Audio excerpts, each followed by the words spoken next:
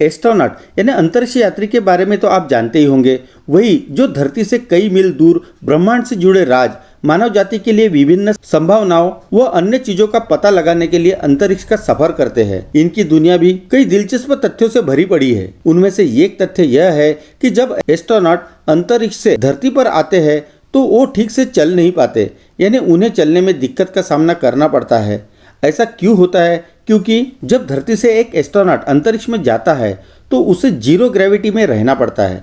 Zero gravity की वजह से उनकी कई चीज़ें बदल जाती है, जैसे वो चल नहीं सकते। स्पेस स्टेशन के अंदर एक एस्ट्रोनॉट को हवा में तैरकर ही अपने सारे काम करने होते हैं। उनके खाने पीने का तरीका बदल जाता है, यहाँ तक कि उनकी मल निकासी की प्रक्रिया भी अलग हो जाती है। वही जितना बड़ा मिशन उतने ज़्यादा दिन अंतरिक्ष यात्रियों को अंतरिक्ष में बिताने होते हैं। जब वो महीने का अंतरिक्ष सफर पूरा कर धरती पर लौट आते हैं तो उनके पैर लड़खड़ाते हैं, यानी उन्हें चलने में दिक्कत होती है। उनके पैर ठीक से जमीन पर जम नहीं पाते, इसीलिए धरती पर चलने के लिए उन्हें किसी का सहारा लेना पड़ता है। जैसा कि हमने बताया, उन्हें अपने सारे काम तैरकर ही करने होते हैं।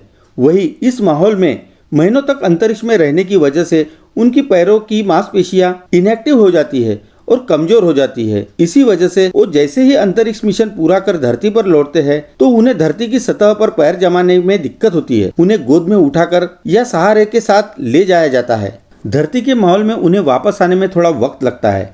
ये वक्त महीने भर का भी हो सकता है। इसलिए एस्ट्रोनॉट को स्पेस स्टेशन में वर्कआउट करने की सलाह दी जाती है, ताकि जब वो धरती पर आए तो उन्हें ज़्यादा दिक्कत का सामना न करना पड़े। माना जाता है कि अगर एस्ट्रोनॉट स्पेस स्टेशन में एक्सरसाइज न करे तो 2 हफ्तों तक उनके मसल्स टिश्यू 20% तक कम हो सकते हैं। जैसे ही अंतरिक्ष मिशन के बाद जब अंतरिक्ष यात्री पृथ्वी के गुरुत्वाकर्षण में आते हैं, वैसे ही उन्हें शरीर का संतुलन बनाए रखने में दिक्कत और ब्लड प्रेशर का उतार चढ़ाव, इसके अलावा देखने में उन्हें परेशानी होती है।